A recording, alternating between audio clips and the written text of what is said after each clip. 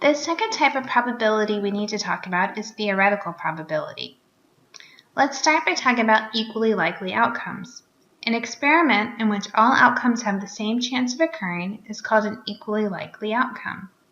To find the theoretical probability of an event, we find the number of ways an event can occur and divide it by the number of elements in the sample space. Let's start with this spinner. All of the numbers on the spinner have the same chance of occurring. All the slices are the same size. This is an example of an experiment with equally likely outcomes. Let's find the probability of getting a 3. Okay. Since there are 6 slices and only one of them is a 3, I have 1 out of 6 chances of getting a 3. Let's look at the probability of getting a number less than 5. Well, we have numbers 1, 2, 3, and 4, so I have 4 outcomes that are less than 5 out of the 6 possible choices. I can reduce that to 2/3. Let's continue with this example, and let's find the probability of getting a 4, a number greater than 6, an odd number, a number less than 10, or red or a blue. So how about you try this one, and then come back and check your answers on the next slide. Alright, so let's start with the 4. The 4 has a 1 out of 6 chances of coming up if we were to spin this spinner.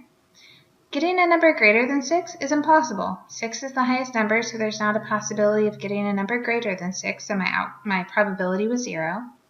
An odd number, which would be 1, 3, or 5, that gives me 3 out of the 6 choices, or a half. A number less than 10 is absolutely guaranteed, so I have 6 out of 6 choices, or 1 when I reduce it. If you don't like saying 1, you could say 100%. That would work too.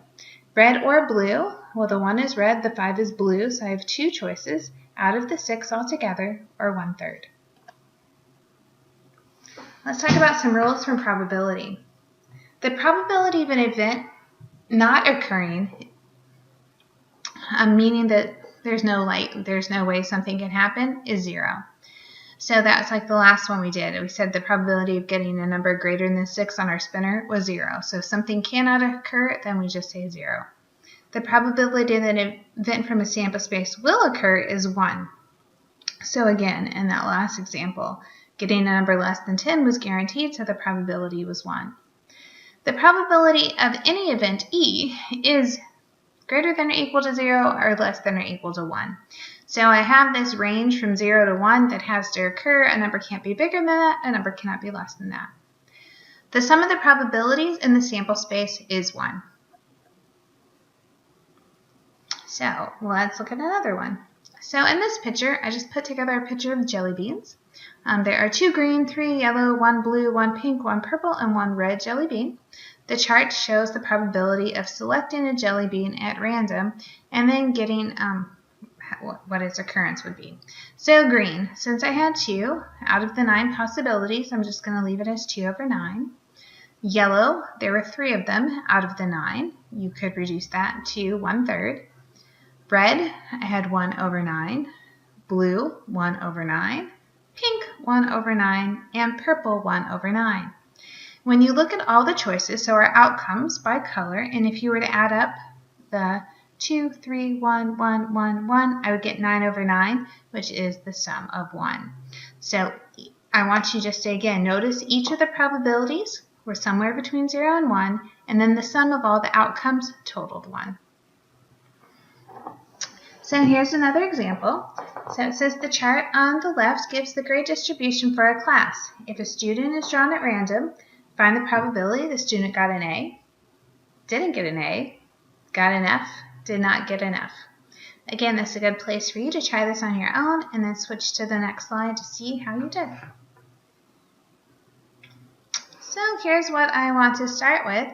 First things off, I need to know how many grades I'm talking about. So I added up the 30, 18, 15, 9, and 18 and got 90. So let's start with that A. There were 30 people that got an A out of the 90 altogether, so the probability that I randomly pick someone that got an A would be 1/3. Not an A, well, you have 2 choices. You could add up 18, 15, 9, and 18, which would give me 60.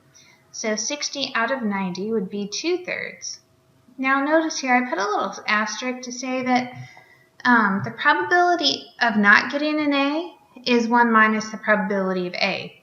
When I look at these two, these are called complements, right? You either get an A or you not get an A. So if the likelihood of getting an A is 1/3, then, for it to make sense, then 2/3 would not be an A. Same thing with the F and not an F. So an F was 18 out of the 90, which is 1/5. So if I said not get an F, I could add up 30, 18, 15, and 9 and get 72 out of 90, or 4/5, or I could have just subtracted 1 minus 1/5 and got 4/5. So here's the complement rule written out for you. So not E is referred to the complement of E. You can write the word not with E, or you can use the notation E, I would say prime, but E complement. So this is just like we did back in set theory when we talked about complement rule then. When I look at the probability E plus the probability of not E, it should always add up to 1. So it's either in the set or it's not in the set. Everything should fall in one of those two categories. It can't be in both. And you can see I just did a little rearrangement here and brought this E over to the other side. So the probability of E complement is 1 minus the probability of E. So let's look at one last example in this one. It says a group of students was polled about their majors. The results are in the table below. I want you to use the information to find the given probabilities. So we're going to look at the probability of having a business major, not a liberal arts, engineering, or a nursing or other. Okay. So let's start with business.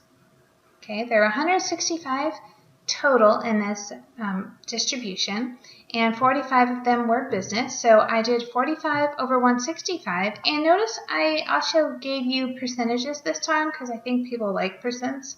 So in my calculator, it gave me 0.27, so I just rounded that to 27.27%. Not liberal arts. Here I'm using the complement rule. So instead of having to add up the business, nursing, engineering, other, I'm just thinking, let's look at liberal arts, which is 50 over 165, and subtract that from 1. So when I put that in my calculator, 1 minus 50 over 165, you could have got a decimal, or you could have had to give you a fraction, doesn't matter. But either way, I turned it into a fraction, into a decimal after the fraction, and I got 69.7%.